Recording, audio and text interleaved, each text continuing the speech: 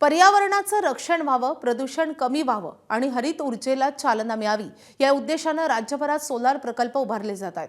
मात्र हिंगोली जिल्ह्यातल्या एका सोलार प्रकल्पामुळे पर्यावरण रक्षणाऐवजी पर्यावरणाचीच कत्तल झाल्याचा गंभीर प्रकार समोर आलाय।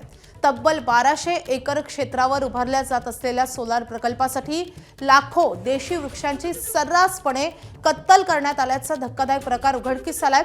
विशेष म्हणजे या वृक्षतोडीसाठी वन विभागाची कोणतीही परवानगी घेण्यात आली नसल्याची माहिती समोर आल्यानं या संपूर्ण प्रकरणावर गंभीर प्रश्नचिन्ह निर्माण झाले।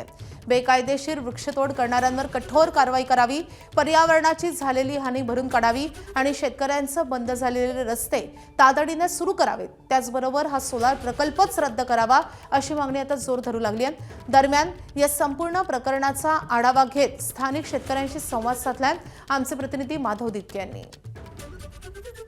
परवानगी न घेता फॉरेस्टची 1200 एकरवर कत्तल झाली झाडाची पूर्ण, आणि एक शेतकऱ्याला त्याचा मोबदला नाही भेटला म्हणून आम्ही ते तक्रार केली फॉरेस्टला।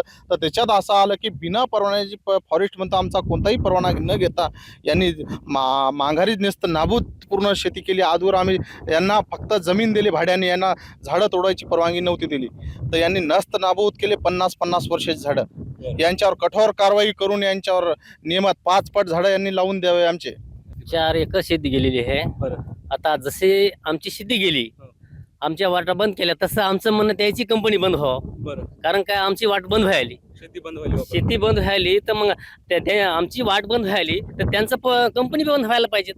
कारण काय आमचा मोबाईल इथं झाडं गेले, झाडं किती होते? झाडं जवळपास 150 झाडं होते।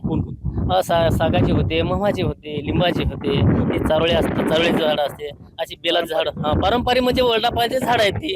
ते काय आजकालची आपली झाडं नाहीत, बरेच दुसरे झाडं होती, ते सगळे नाश झाले।